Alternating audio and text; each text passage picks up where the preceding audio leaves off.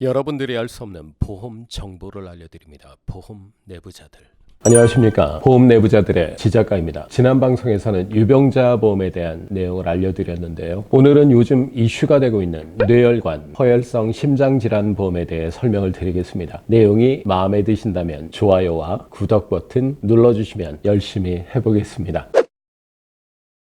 요즘 보험 쪽에서 이슈가 되고 있는 내용 중에 하나가 뇌혈관, 허혈성 심장질환 진단비, 수술비입니다. 처음엔 뇌출혈 급성심근경색 진단비였죠. 아직도 홈쇼핑이나 생명보험사에서 뇌출혈 급성심근경색 진단비를 가입하시는 분들이 계십니다. 그분들은 그렇게밖에 가입이 안 되는 줄 알고 가입을 하시는 겁니다. 그러다 뇌경색 진단이나 수술을 하게 되면 보장을 받을 수 있는 보험이 없으니 억울한 마음이 드실 수밖에 없는 거죠. 그러니 보험회사는 다 사기꾼이라고 하시는 거겠지만요. 지금 보시는 시청자분들도 갑자기 증권을 찾아보시는 분들 계실 거라고 생각됩니다. 최근엔 뇌혈관, 허혈성 심장질환 진단비까지 새로 나왔습니다. 10년 전만 해도 저는 시간이 가면 갈수록 보험이 나빠질 거라고 생각했습니다. 보험사들도 그렇게 교육을 시켜왔고 저 역시도 그렇게 생각을 했었으니까요. 근데 뇌혈관 진단비라니요. 허혈성 심장질환 진단비라니요. 진짜 뇌, 심장의 끝판왕 아닙니까? 뇌혈관 안에 뇌경색, 뇌출혈 등이 다 포함되어 있고 허혈성 심장질환 안에 급성 심근경색, 협심증 등이 다 포함되어 있는 정말 좋은 보험이란 말입니다. 여기서 끝이 아닙니다. 유병자분들도 가입할 수 있는 상품이 따로 있습니다. 물론 보험료는 좀 더 비싸겠지만 가입을 할 수 있다는 게 정말 이래도 되나? 라는 생각이 들 수밖에 없습니다. 아니 2년 전에 뇌경색 진단을 받고 약만 먹고 있는 분한테 뇌혈관 진단비를 가입해 준단 말입니다. 일반인보다 뇌경색 재진단을 받을 확률이 훨씬 높은데도 말이죠. 보험사들이 왜 이럴까요? 미친 걸까요?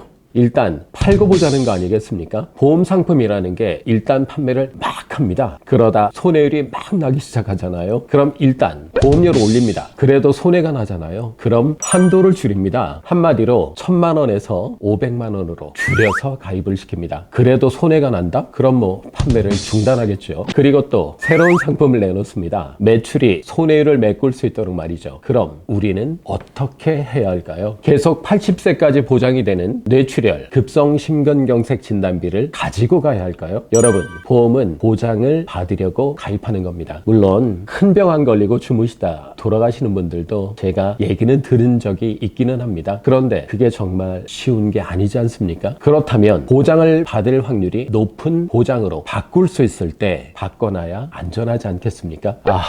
난 뇌출혈 진단비밖에 없는데 뇌경색 진단을 받으면 어쩌지? 이런 생각이 안 들까요? 건강검진을 받기 전에 보험을 바꿀 수 있는 몸일 때 바꾸시는 게 좋겠죠? 뇌혈관 진단비, 허혈성 심장질환 진단비 나온 지 대략 3년이 다 되어가는 것 같습니다. 정말 많이들 바꾸셨고 가입을 하셨거든요. 슬슬 보험회사에서 담보를 줄이는 시기가 다가오고 있습니다. 제가 말씀드렸죠. 보험료가 오르고 보장 한도는 줄고 판매 종료 순서입니다. 보험료는 올랐고 이제 담보를 줄이겠다고 할 겁니다. 4, 5년 전에 혈압당뇨 있으셔서 뇌혈관, 허혈성 심장질환이 가입이 안 돼 어쩔 수 없이 뇌출혈 급성 심근경색 진단비를 가입하셨던 분들 이제 홈쇼핑 보지 마시고 여러 회사 비교해서 상담해드리는 비교 설계사에게 알아보시기 바랍니다. 그런데 말입니다. 제가 보험 설계를 하면서 이상한 생각이 들었습니다. 뇌혈관, 허혈성 심장 진단비는 좀 비싼 편입니다. 보장이 좋으니까 아무래도 그렇겠죠. 그런데 뇌혈관, 허혈성 심장 수술비는 굉장히 쌉니다. 믿기지 않을 정도로 싸거든요. 비갱신인데도 말이죠. 진단비는 진단만 받으면 나오죠. 수술비는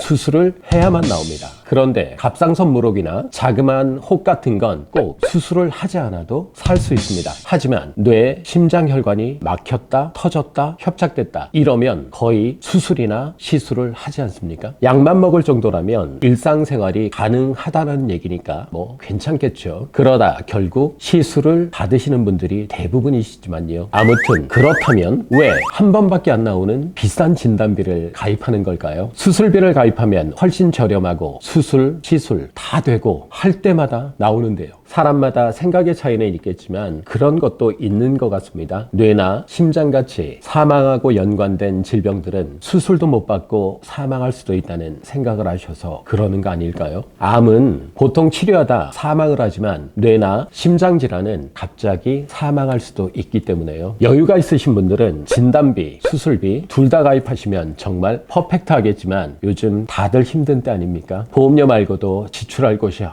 정말 많습니다. 그렇다면 비싸게 진단비 가입하고 나중에 힘들어 유지 못하고 실효나 해지하는 것보다 저렴하고 실속 있게 나한테 없었던 뇌혈관, 허혈성 심장질환 수술비를 보완하는 게 현명한 방법 아닐까요? 보통 영업하시는 분들은 진단비를 많이 권하실 겁니다. 왜? 비싸니까요. 하지만 이 방송을 보신 분들은 어떻게? 뇌하고 심장 수술비 있잖아. 시술도 되는 걸로 그걸로 알아봐줘. 아참 비갱신으로다 이렇게 말씀하실 수가 있으시겠죠? 판단은 여러분들이 하시는 거겠지만 제가 객관적으로 생각을 해봤을 때 효율적인 보험 내용을 알려드리고 싶었습니다. 아시죠? 보험은 가입하는 것보다 유지하는 게 더 중요하다는 사실. 보험에 궁금한 부분이 있으신 분들은 댓글로 남겨주시면 답변 받으실 수 있습니다. 오늘도 영상 봐주셔서 감사합니다. 여러분들의 모든 보험의 궁금증이 풀릴 때까지 보험 내부자들이 같이 하겠습니다. 쭉